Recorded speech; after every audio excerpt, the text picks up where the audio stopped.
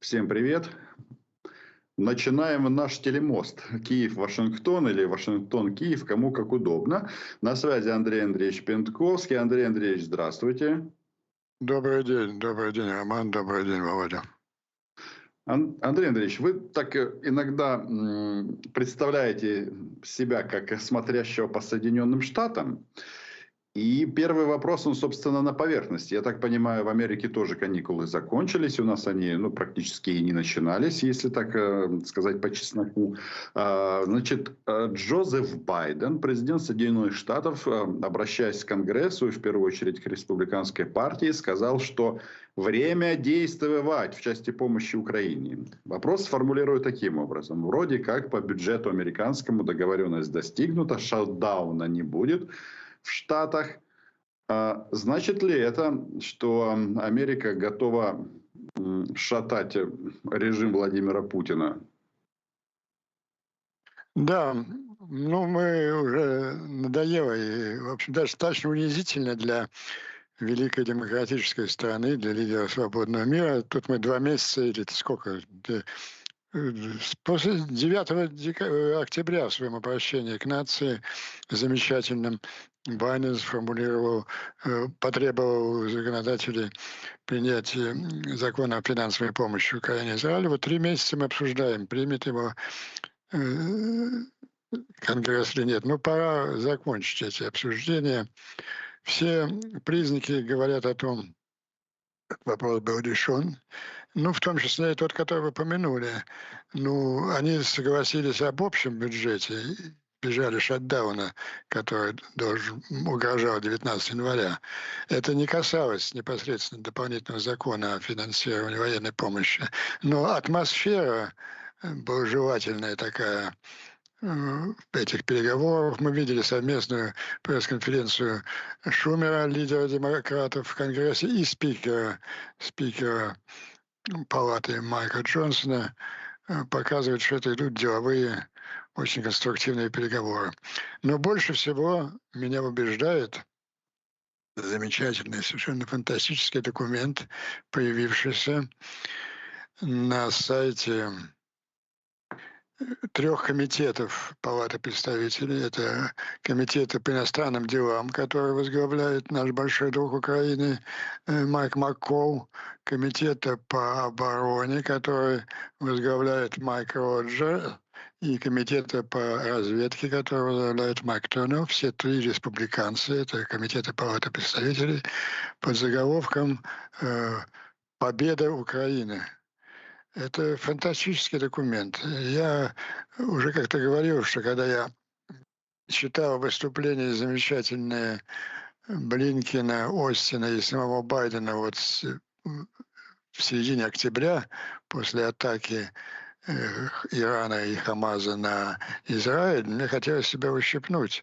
В общем, не стал ли я спичрайтером американского руководства. Но они повторяют все те тезисы, которые мы с вами обсуждали в течение года, что идет мировая война, силы зла, абсолютного зла. Сейчас я цитирую Байдена дословно. Силы абсолютного зла Иран, Россия объявили войну свободному миру. Иран хочет уничтожить, Хамас хотят уничтожить Израиль, Россия хочет уничтожить Украину. Мы, самое сильное в мире государство, никогда не позволим этого сделать. Андрей, Вот. а что было в этих текстах 3 республиканцев, о которых вы упомянули? Так вот то же самое. Резкая критика администрации Байдена за недостаточную помощь Украины. Понимаете? И программа немедленно передать необходимое для победы количество самолетов F-16, немедленно передать это с дальностью не только на 100 миль, которые они передали в конце года, но и на 200 миль, увеличить поставки снарядов противовоздушной обороны. Все то, что мы с вами требуем нашим языком, говорят лидеры республиканской партии. Это очень серьезный документ. По существу это программа это предвыборная программа республиканской партии. Но я могу сообщить вам уже такую эксклюзивную новость буквально перед нашей передачей. Я получил информацию от одного из помощников Майкла Джонсона, что этот документ согласован спикером, и он его поддерживает. Он также разделяет вот эти цели по победы Украины. То есть в этой ситуации ну, немыслимо, чтобы... Да, что еще мне понравилось в этом документе, он такой республиканский, там даже упоминается, там очень... Я советую всем почитать, если можете найти на моем твиттере, на на сайте Палаты представителей, там просто перечень в течение 2 лет. Вот как администрация Байдена сопротивлялась передаче сначала «Хаймерсов», потом танков, потом «Патриотс», и до последнего времени самолетов и так далее. И это я бы сказал, такой поворотный пункт в позиции республиканской партии. Более того, они даже не постеснялись критиковать трампистов. Очень отдельный параграф, не называя, кстати, по имени, но очень существенный. Отдельный параграф посвящен разоблачению фейковой информации о якобы коррупции, связанной с предоставлением американской помощи. Ну, это же любимый тезис вот этой сумасшедшей дуры, как ее, Тереза Грин. Пусть пересчитывает каждый эскалибур лично. Да, так вот там все написано, что десятки проверок было из Пентагона, ничего подобного, ничего подобного. Это очень жесткая позиция рейгановских республиканцев. Это очень важно. Я связываю это с успехом, ну, успехом нарастающим, но больше ожидаемым в ближайших праймерис, успехом замечательного кандидата от республиканской партии Ники Хейли, которая тоже выступает как последовательный сторонник Украины. Вообще Хейли — это, конечно, феномен. Вот я думаю, каждое ее публичное появление, но оно доказывает, я думаю, вызывает у рядового американца, даже так не политизированного, не ангажированного с какими кандидатами, естественная реакция. Ну какие к черту Трамп и Байден, когда у нас есть замечательная Ники Хейли. Вот это очень важные процессы, идущие в республиканской партии. Андрей Андреевич, так подождите, но она же все равно отстает от Трампа на 20 пунктов. Когда там, вот, так сказать, будет финал и, соответственно... У вас какие-то отставшие сведения. В Твиттере, Андрей Андреевич.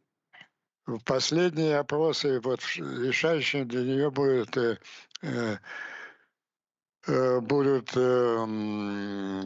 праймерис в штате Нью-Хэмпшир 23 числа. Там она отстает от Трампа уже на 6-7 пунктов. Потом у Трампа очень серьезные юридические проблемы нарастают. Ну, это мы будем обсуждать позднее. А вот что касается вопроса, будет ли до 19 числа подписан закон о финансировании помощи Украине, я теперь, как и всегда, я говорю, что будет.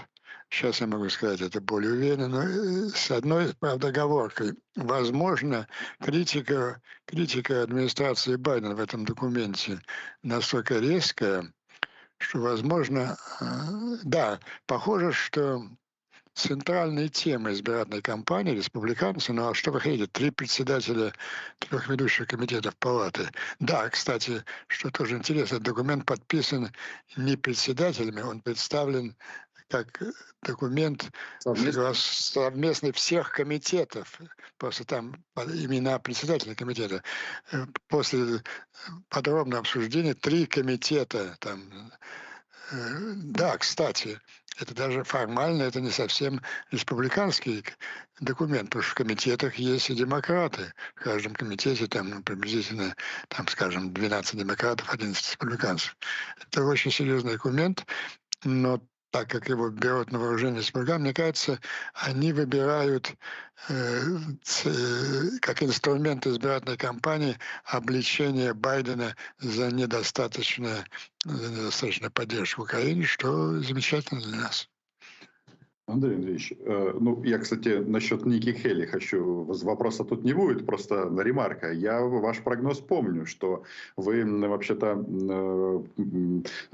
по вашему прогнозу или ощущению еще полгода назад вы говорили, что вместо она будет, а не, соответственно, Дональд Трамп от республиканской партии, соответственно, шансов на победу на выборах у нее сразу автоматически становится больше. Так что это к тому, что мы ваш прогноз помним, потом сверим по результатам. Но давайте вернемся к Майку Джонсону. Ведь оно, конечно, хорошо, когда люди, скажем так, выработали эту позицию. Но у нас тут, понимаете, в чем дело, Андрей Андреевич? Время, оно тикает на войне по-другому. Некоторые считают, что идет год за 10.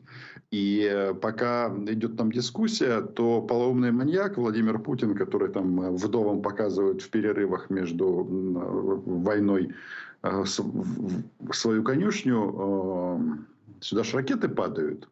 И, соответственно, вопрос формулируют теперь четко. Значит, Майк Джонсон, про которого вы уже упомянули сегодня и сказали о вашем инсайде, что он сказал на днях. Цитирую дословно. Это будет интересно и нашим зрителям в том числе, и хотелось бы, чтобы вы прокомментировали.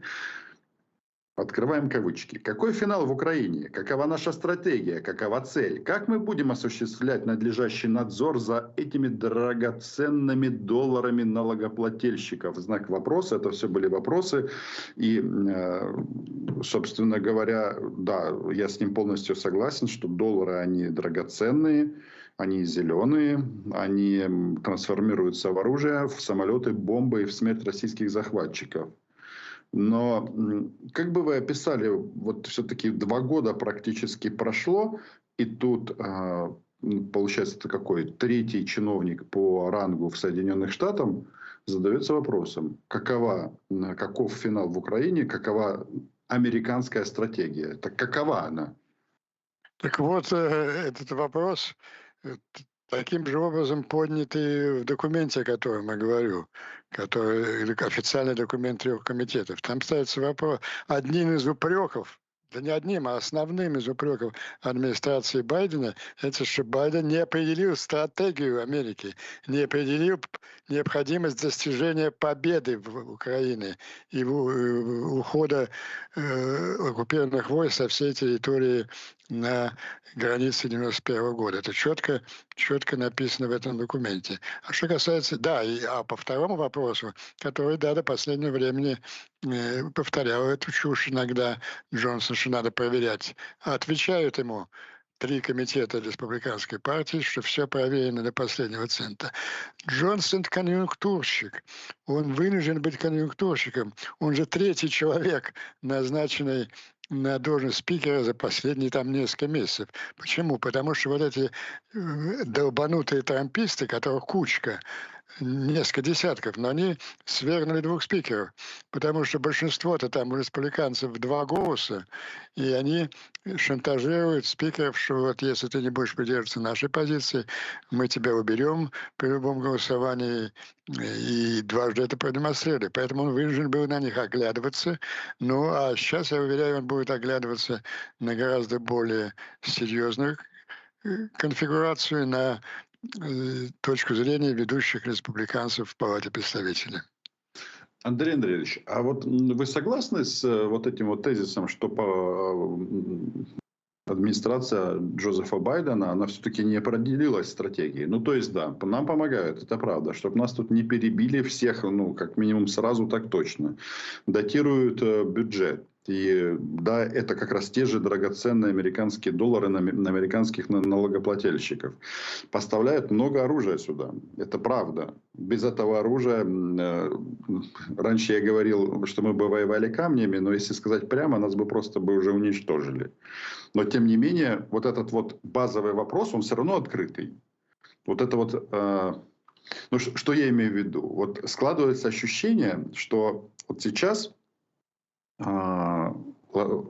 Джозеф Байден по факту, ну или, может быть, американский политический класс, вообще-то держит Владимира Путина за яйца, извините за прямоту. И вопрос, куда потянет. вверх, вниз или останется в таком положении. Потому что, изменив поставку номенклатуру вооружений, сразу можно изменить ситуацию на фронте. Ну, мы же с вами это, вот понимаете, это такое распространенное мнение, что то американцы, значит, хотят вот так. Дают достаточно оружия для того, чтобы Путина как-то сдерживать, чтобы он не дошел до Польши, но в то же время, чтобы он не потерпел поражение. Почему? Это 20 раз объясняли те же Салливан и Бёрд. Потому что нельзя, падение России изменит, приведет к ослаблению структур, усилению Китая и так далее. Ну, на наших глазах эта борьба же разворачивается, и мы каждый шаг ее отслеживали. Это была упорнейшая борьба как раз между двумя концепциями. Бернса и Салливана с одной стороны, и Остина и Блинкена с другой. И где-то вот благодаря разоблачению тайных договоренностей Бернса и Салливана с Путиным, Бернса в ноябре 2021 года, а Салливана вот буквально в августе при переговорах, позиции этой группы резко ослабли. Резко ослабли, и мы заметили другой подход. И с этим были связаны и новые решения и с передачей оружия, и снятие запрета на самолеты и так далее. И вот позиция сформулированная Байденом тем же, Блинкеном и Остином после 7 октября, она была просто идеальной. Вот она была списана с моих статей и с наших с вами стримов. Было тогда опасение такое, что вот теперь все внимание будет на Израиле, и как бы в Украине вообще ничего подобного. В первом же своем выступлении в обращении к нации Байден слово «Украина» использовал не реже, чем «Израиль». Он поговорил параллельно Путин и Хамас. Хамас хочет уничтожить Израиль, Путин хочет Украину. Мы этого не позволим, мы защитим всеми силами наших союзников. У меня вопрос к вам. Да. А что это за история, которая блуждает интернетом и на американских новостных ресурсах, о том, что Пентагон собирается утилизировать ряд ракет «Атакамс», самых взрослых, потратить деньги драгоценные американских налогоплательщиков, вместо того, чтобы передать эти ракеты Украине. Вы слышали об этом? Ну, вы читали это в американской прессе, да? Так вот, вы же знаете, что американская вся так называемая вот этот курс, который с большим трудом пробили в администрации Блинкен и Остин, преодолев сопротивление Салливана и Бернса, он встречает громадное сопротивление так называемого леволиберального крыла демократической партии, так называемых прогрессистов, которые контролируют всю так называемую качественную американскую прессу. И все, что мы слышим из американской прессы, из ее лучших так называемых образцов, Нью-Йорк Таймс, Вашингтон Пост, Newsweek, Times, Hill и так далее, это громадные антиукраинские статьи и антиизраильские, кстати. Антиукраинский один и тот же нарратив, что Украина провалила контрнаступление, они никогда не смогут победить русских, поэтому нужно договариваться, надавить на них, чтобы они договорились о прекращении огня. И то же самое идет в отношении Израиля, какой вой раздается из той же прессы. Вот этот леволиберальное крыло, эти прогрессисты, они намного опаснее для нас, чем даже трамписты. Вы видите, как, в общем, республиканская партия вот в этом своем ключевом документе оттеснила трампистских фанатиков от украинского вопроса. Вот, массы, вы каждый раз читаете во всех статьях, что наступила усталость Украины, всем надоело, денег не будет. Они продолжают доказывать. Вот и американский конгресс не дает, и европейцы не дали денег. Хотя европейцы дали денег, они ссылаются на это вето Орбана, ничего подобного. Как раз после того, как Орбана выгнали там выпить кофе, когда Европейский Союз принял решение о начале переговоров о вступлении Украины в ЕС и принял решение фактически о предоставлении 50 миллиардов. Все, что вы слышите из американской прессы, это работает специально на создать ощущение такой безнадежности, брошенности внутри украинского общества. И есть аудитория, которая это воспринимает. Но вот, а мы с вами занимаемся другим. И вот этот документ республиканской партии, ее новая позиция, она опровергает такие тенденции. Андрей Андреевич, Ну, нам останется подождать, понимаете, все это не убедит упрямого украинского человека, пока он справедливо не увидит подпись под документом о передаче Украине 61 миллиарда долларов. Ну вот я утверждаю, что это будет сделано в течение этого месяца. я вам хочу сказать, Андрей Андреевич, украинского гражданина тоже это уже сейчас не убедит. Убедит вот то, что вот, как убедит номенклатура вооружений. Вот это Ну, конечно, ну что, вы меня в этом убеждаете? Да мы, блядь, конечно, громадное преступление то, что так медленно реагирует Запад. Но мы же видим, что в Западе есть разные люди, разные, и это борьба различных тенденций. Есть очень сильная тенденция. Ведь вот у нас 3 группы врагов, я вам скажу, в Америке, с которыми вот я как вас смотрящий здесь. Ну, во-первых, это были внутри администрации так называемые школа реальполитик. Вот это эти Селливан и Бернс. Реальполитик, нам нужен сильный Путин. Ну, мы помним, что говорил посланец. Вечный Путин. Да.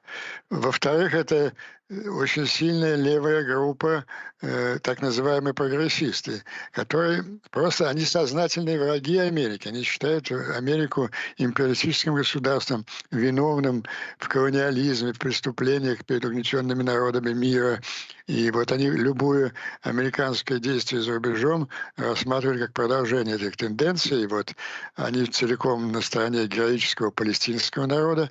Ну, казалось бы, совершенно невозможно понять, а почему они против Украины, почему, ну хорошо, Палестина, у них такой миф о том, что это угнетенные там жертвы и так далее. А почему они как бы симпатизируют российской агрессии? Да потому что они ненавидят Запад. Им нужно вот в этой мировой войне, которая идет, поражение Запада. В Россию. Простите? Пусть переезжают в Россию. Путин научит их родину любить. Ну, это можно было, Совет был толковый коммунистом, который десятилетиями в Америке. А эти люди пострашнее коммунистов. У них это выпускники лучших американских университетов. Но вы же видите, что творится в их университетах. Там завладела такая левая профессура, которая внушает мысль о том, что Америка виновна перед угнетенными народами мира. Ну, вот Обама порождение этой культуры. Помните, он первые 2 года разъезжал по всему миру, кланялся в пояс, извинялся за преступления американского империализма. А Украина, вот она, раз она ассоциирует себя с Западом, то она тоже виновна в преступлениях колонии. Вот такая извращенная. И третья группа — это долбаные трамписты. Не все, но вот эти долбанутые, человек 20-30 в палате, которые все время кричали, что помощь разворовывается, что Украина не демократическое государство, что там преследуют замечательных христианских проповедников, особенно некого проповедника Павла. Паша Мерседеса. Да. Вот часть из этих людей — это прямые агенты КГБ. Ну, вот опасность вот этой самой влиятельной группы прогрессистов как раз в том, что они не агенты КГБ, они убежденные фанатики. Вот они поколение за поколением выпускают американские университеты. И вот, понимаете, с Байденом что творится. Казалось бы, наконец, вот я процитировал его выступление после нападения на Израиль. Правильная позиция, все замечательно. Но он вынужден оглядываться на эту группировку. Он же проваливается по всем рейтингам. Почему? Потому что вот те группы, которые его поддержали и которые за счет которых он выбрал выборы в 20-х годах, это те же прогрессисты, это афроамериканцы, которые его все поддержали тогда 80%, это молодежь, люди, избиратели от 18 до 35 лет, это все эти группы, процентов 80-85 голосовали за Байдена. Все эти группы сейчас антибайденовцы, потому что они сторонники Палестины, ну и сторонники тоже, и противники Украины тоже, потому что все это как бы в их представлении империалистический Запад. И он вынужден как-то с ними заигрывать. Вот это даже не столько видно по Украине, как это очевидно. Давайте, если у нас есть немножко время, перейдем ко второму фронту мировой войны, к израильскому, потому что там нарастают драматические события. Давайте я, чтобы логично у нас эту тему завершить, у меня есть вопрос один по выпускнику одного университета американского, пенсильванского. Человек, который учил физику, бизнес. Очень впечатлительный человек. Человек, который в своем твиттере публикует прям выдержки российских нарративов, вот прям как спускают все это, там, ошибка Хрущева и так далее. Вот вы догадались, что наверняка, что я говорю об Илоне Маске. Вот этот вот выпускник американского университета, как вы считаете, вот эти сообщения о том, что он злоупотребляет различными стимуляторами, грибами, экстази и другими наркотиками, это вообще важная новость? Может быть, он под грибами вот видит, соответственно, Хрущева, который ему говорит: да, это была ошибка моя. Ну, вообще, я бы другой вопрос поставил. А почему мы должны интересоваться мнением этого человека? Ну, это, возможно, он способный инженер, а возможно, это просто некая такая Он. фикция. Но это не избавляет человека от возможности быть полным мудаком политических вопросов, которым он и является. Но кроме того, что он полный мудак, вот эти бесконечно мелькающие в его твитах нарративы из КГБшных темничков показывают, что, ну, по крайней мере, с ним очень, очень плотно работают. Ну, забыть надо об этом человеке, боже мой, сколько можно говорить об этом мудаке. Он вот и израильскую военщину обличал, но израильтяне его все-таки притащили туда, в это самое, в кибуцы, где совершали страшные преступления террористов, он что-то по-другому сказал. Ну, давайте не будем тратить время на всяких масков. Достаточно у нас уходит, чтобы следить за теми игроками на политической сцене, которые влияют на процессы. Ну и в частности, давайте все-таки подведем скромный итог, что вот такая ну вот республиканская партия, ведущие лидеры республиканской партии заговорили языком Пьянковского, извиняюсь, и языком Atlantic Council, вот этого замечательного нашего штаба украинского в Вашингтоне. Вот сколько раз Atlantic Council за последние годы выступал с такими памфлетами «Немедленно дать оружие Украине, дать ей оружие победы». Это такие выдающиеся дипломаты, как посол Волкер, посол Фрид, посол Хербст, генерал Ходжес, генерал Петреус. Вот этим языком заговорила республиканская партия. Это приятно. И это очень обнадеживает. Значит, по крайней мере, вот тот фланг с республиканской партией будет закрыт. Ну а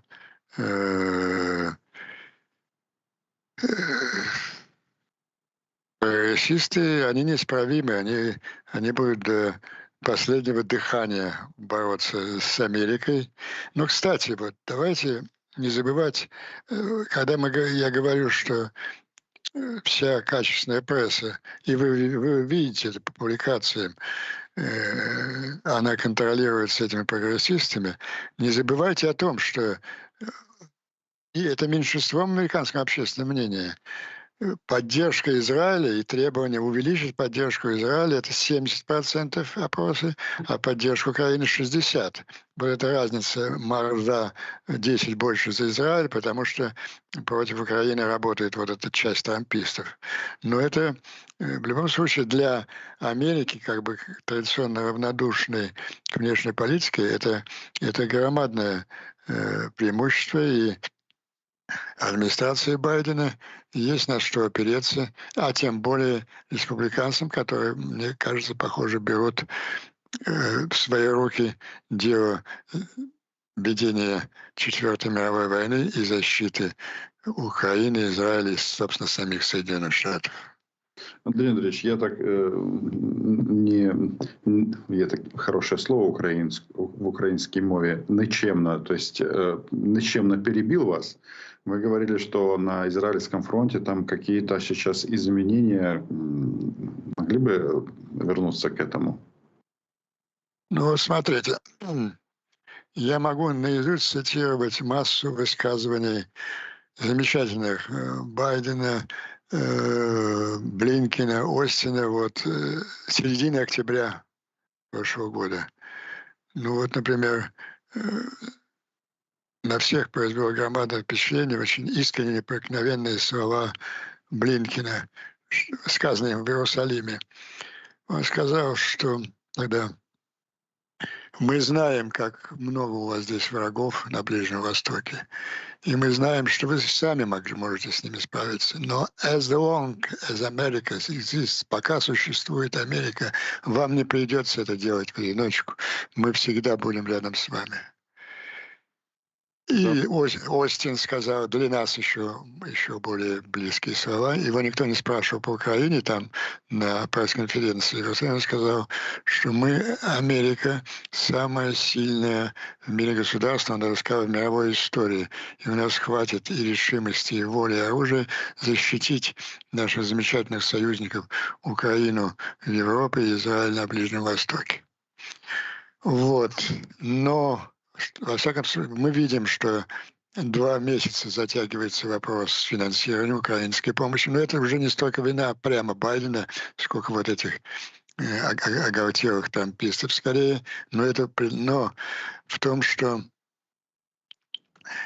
вот это обещание Блинкина, что мы всегда будем рядом, оно явно размывается, потому что мы же видим, что все время основные требования американцев, ну пусть не явно выраженные, но все время они хотят как-то...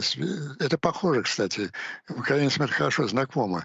Помните, ну не что значит помните, требования американцев не использовать оружие для ударов по российской территории, ну то есть воевать со связанными руками. Вот то же самое снова администрация Байдена предлагает израильтянам. Но сейчас вот буквально мы с вами говорим самые драматические часы. Вот, по-моему, в эти часы именно прибывает Блинкен снова, человек, который сказал, что мы будем всегда с вами, совсем с другим посланием. Он теперь привозит тоже знакомый, как знакомый Украине нарратив. Ни в коем случае не допустить эскалации. Ни в коем случае не допустить. Как это вам знакомо? Ни в коем случае. Вы понимаете, это чудовищно. На фоне того вот совершенно другое, то же самое говорил, я уже цитировал, тот же Байден 9 октября. Он говорил, что Хамас хочет уничтожить Израиль. Путин хочет уничтожить Украину, мы этого не позволим. То есть враг довел эскалацию до высшей степени, до ступени геноцида украинского народа и израильского народа. Так какая к черту ни в коем случае не допустить эскалации, это означает сейчас ни в коем случае не отвечать этому врагу, позволить ему совершить это абсурдные призывы. И дисциплинированный Блинкен, к сожалению, должен приехать примерно с этими текстами. Но американцы его хорошо встречают, израильтяне его хорошо встречают. Сегодня демонстративно Ну, во-первых, перестрелка там идет по нарастающей на севере Израиля. Ну, под ударами Хазбуллы Израиль вынужден был оттуда эвакуировать более 100 тысяч человек. Города, эти кибуцы фактически оставил север Израиля. И американцы произносят ни в коем случае эскалации, то есть нельзя на это отвечать.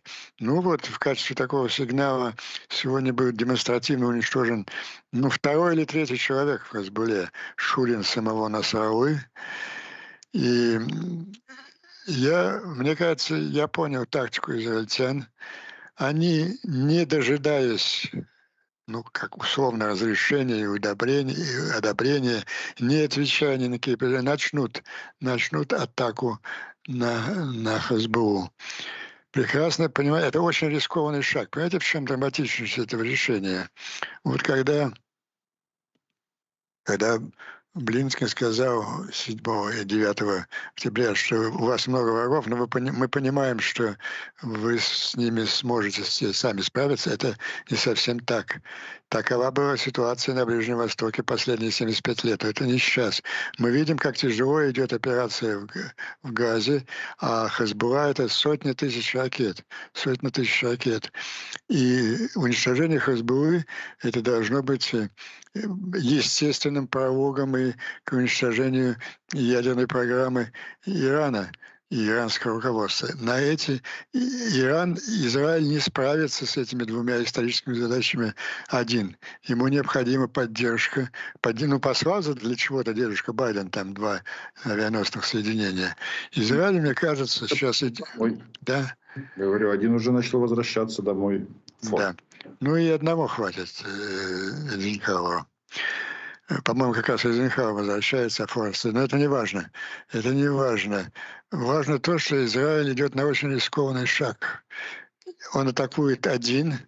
Он рассчитывает на то, что израильское лобби в Соединенных Штатах заставит Байдена изменить решение и освободиться от давления вот этих прогрессистов. Но я уже упомянул, что 70% поддерживает население американскую активную военную помощь Израилю. И все республиканцы, конечно, тут нет уже различия между рейгановскими республиканцами и трамповскими республиканцами. Я думаю, расчет Израиля на то, что вот этой своей атакой он втянет в течение нескольких дней, втянет Америку в эту схватку, а это единственный способ решения проблемы выживания Израиля, если хотите. Не будем забывать, на днях иранский президент, ну, об этом подзабывают и почти даже не обратили внимания, как на нечто рутинное, он снова заявил, что да, конечно, целью Ирана является полное уничтожение государства Израиль. Вот такой драматический шаг. Израиль бросается в эту атаку один. Он встретит страшный ракетный удар. Там вопрос идет примерно 50 тысяч или 100 тысяч ракет у Хазбуллы по всей территории Израиля. Расчет на то, что Америка вынуждена будет вступить, и произраильские силы заставят Байдена это сделать. Вот такие драматические события будут разворачиваться на Ближнем Востоке в самые ближайшие дни. Это, конечно, это громадное значение имеет для Украины, потому что если Америка вступит и будет сокращена военная машина Ирана, но это не только чисто военная помощь громадная Украине сейчас, там половина ракет, падающих на Украину, это громадный психологический и политический удар по путинскому режиму, если будет сокращен Иран. Нам предстоят очень важные и драматические события на обоих фронтах, на украинском, на израильском, причем в ближайшие дни. Андрей Андреевич, давайте немножко о России поговорим. Я бы даже сказал о российском мракобесии. Вот, ну, когда читаешь новости оттуда, это вот реально мракобесие, темнота и ужас такой. Бабушки маршируют в пионерских галстуках, детям рассказывают, что они должны умереть за Путина, а при этом все как-то не в дыму, а в пару, там, где еще отопление не отключили.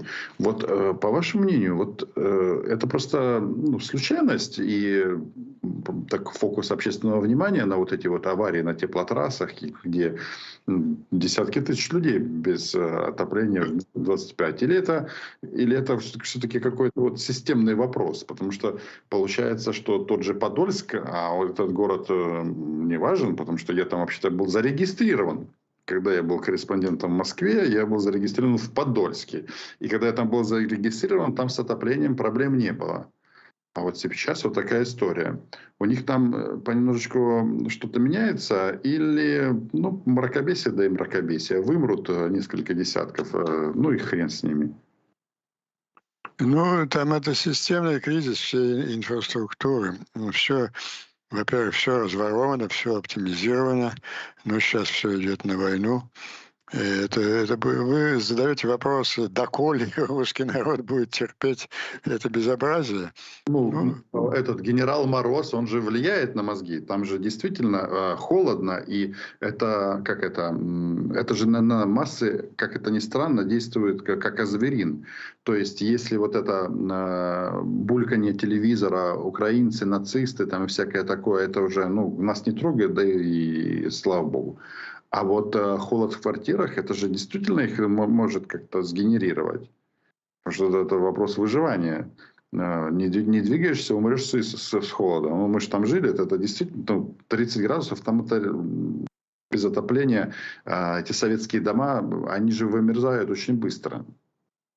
ну, к реальным изменениям, ощутимым на фронте, может привести поведение, в конце концов, вверху. То есть это важно не возмущение масс, а как это возмущение масс скажется на поведении верхушки и окружения Путина. Мы же видели, мятеж Пригожина показал, что поддержка Путина именно в верхах, она такая ну, вещь очень спорная и уязвимая. Но мы же помним, что на его призыв утром 26, по-моему, июня расправиться с Пригожиным никто не откликнулся. Ни, ни армейское, ни ГРУ Министерства обороны, ни контрразведка ФСБ. То есть есть очень влиятельные силы и в силовых структурах, которые разделяли мотивы Пригожина. А Пригожин свои мотивы формулировал с каждым днем перед своим мятежом все более четко. А в последний день он совершенно ясно говорил, что 24 февраля не было никакой угрозы ни от Донбассу, ни от НАТО, ни от Украины. Это война выдумана олигархами жирующими. И они бросили на смерть десятки, сотни тысяч людей. Когда солдаты поймут, они порвут им задницы. Вот примерно так. То есть такие настроения, они существуют. И мне кажется, что нужно поощрять движение. Надо работать не с народными там вождями, которых не существует. Надо работать с Гитлерами и Геббельсами гитлеровского режима. Надо предлагать им, что им можно предложить. Ну, опять же, вот для этого должен быть такой четкий центр принятия решений на Западе. Не украинцы же будут все это делать. Им надо предложить этим негодяям иммунитет от преследования как военных преступников. Нужно дать на фоне вот всех этих кризисных явлений, чтобы вызвать определенные шаги отстранения Путина от власти, надо дать, ну, если хотите, гарантии этим Гиммлерам, Геббельсам, Борманам о том, что они будут освобождены от личного преследования как военные преступники, если они способствуют способствует снятию Путина и выводу российских войск на территорию границы 1991 года. Вот это все, что можно позитивно надеяться внутри России, я полагаю. Только давайте определимся, кто же является современным аналогом Геббельса. С Риббентропом понятно, а вот с Геббельсом такое впечатление, что это люди не те, которых мы видим на экране телевизора, а те, кто отдают приказы. Ну, похоже, все-таки я соглашусь здесь с большинством экспертов и западных, и самый влиятельный человек Патрушев, скорее всего. Патрушев, братья Ковальчуки вокруг Путина. Вот этих людей надо, Ангажировать. да. И ничего другого им предложить нельзя, что их может интересовать. Вот это их волнует. Хотя они думают, ну что, а нас на следующий день потащат в Гаагу. Вот это нам и нужно им как-то найти очень убедительный способ. Не публично, ну, публично это одно, а как-то по каким-то непубличным каналам объяснить им, что они не будут преследоваться как военные преступники. Но Это я. в случае выдачи Путина и вывода войск. Да. Ну, я думаю, что с этой версией, с таким предложением в Украине тоже многие согласятся, даже большинство. Андрей Андреевич, у нас тут еще пару минут есть. Я все-таки про мракобесие хочу поговорить. Вот сильно оно меня впечатлило вот в начале этого года. Там, где Путин встречался и с вдовами, и с побитыми солдатами, и с временно живыми, и все нашептывал. И все эти люди задавали ему такие вопросы, особенно военнослужащие в госпитале. А как идет военная операция наша специальная? Как она идет? Вроде бы он же сказал по плану, а вопрос все равно задается такой. И детей он приглашает в свою конюшню. Я не знаю, целует он там животики их или нет. Живут, не целует, чтобы испортить жизнь. Но со стороны это выглядит как Гитлер и дети. Ну, здесь... последний кадр Гитлера, где он по щечке похлопывает ребенка, да, где-то уже 25 апреля 45 года. Мы еще не 25 апреля. Ну, во-первых, мне кажется, что большинство этих вдов, детей раненых — это сотрудники ФСО. Особенно вот меня поразило, когда он с раненым встречался. Такие здоровые обормоты в хороших пижамках лежали в этих кроватках. С руками все с руками. Со всеми конечностями, абсолютно. Ну, а вдовы, это, помню, такая знаменитая была, она же и продавщица мороженого, она же и рыбачка, а замечательная, конечно, одна из первых сцен, похоже, такая настоящая мать была. Путин ее очень хорошо. Понимаете, ваш сын вообще может сдохнуть как алкоголик, а ему довелось умереть за меня. Вы должны быть от этого счастливы и гордиться этим. Дословно практически. Я помню этот диалог, и надо дать должное, что мама, которой это было сказано, ну, это женщина уже достаточно преклонного возраста, ей нравится такой подход. Ей нравится. Ну, цель придается, осмысленность потери. Осмысленность потери придается. Ну, вообще непонятно. Возможно, это двойник, встречающийся с ФСО.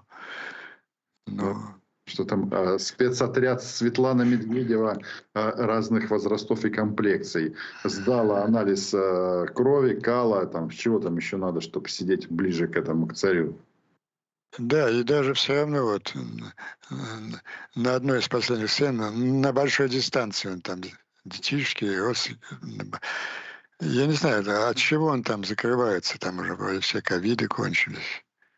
Что там еще интересно, там вот этот вот его как бы шаг такой, что он на полметра переставил стульчик ближе к деткам, пап, которых он фактически трупировал, не фактически, а трупировал. То есть это вот он так просто интересно, вопрос сформулирую. То есть неужели вот этот шлак заходит, ну, когда, ну, действительно, Гитлер и дети, Гитлер и доярка, в смысле, Путин и доярка, там, и так далее. Вот с пиар точки зрения это заходит этим жителям? Ну, вы знаете, в апреле 45-го уже и Гитлер не заходил. Хотя Гитлер как пиарщик и харизматик, конечно, намного талантливее был, чем Путин. Мне трудно представить, что он кому-то может сейчас доходить. Да, там на этом фоне есть смысл, наверное, отметить, Андрей, да еще вы отследили это, что в 2 раза уменьшилось количество на Рождество посетителей церквей РПЦ, то есть Папа Гундяева. И очень сильно просел рейтинг пропаганды, вот этой вот телевизионной. Там Скобеевы, Соловьевы, Симоняны, они стараются, они вот говорят нон-стоп Путин велик или Гитлер, Путин, да. А цифры плохие. Не хотят смотреть это они. То есть это какой мы из этого вывод делаем? Ну, и он еще чаще появляется скорее, помните, я говорю, два таких образа. Один — это сморчок под пледиком, а второй — это такой глумливый гопник. Ну, вот последний там с детишками в доме, он скорее сморчком под пледиком выглядел. Давайте пожелаем ему, чтобы он, как это, испробовал новую роль. Путин в мавзолее. И на этой прекрасной ноте предлагаю наш стрим завершать, Андрей Андреевич. Мы все сказали. Да, это все в руках Соединенных Штатов Америки. Отправить его в мавзолей очень быстро. Вместе со всеми верховными этими самыми, как они называются, аятоллами. И от пропаганды в том числе. Друзья, подписывайтесь на наши YouTube-каналы. Андрей Андреевич, я благодарю вас за время, за мысли, за интеллект, за прогнозы. Ну, смотрим. Я надеюсь, что Америка будет снова great. Какое у нас следующее число по расписанию уже будет? 15, да? Очевидно, да. Ну, я думаю... Ладно, подождем. Да, договорились. Андрей Андреевич, спасибо вам. Спасибо.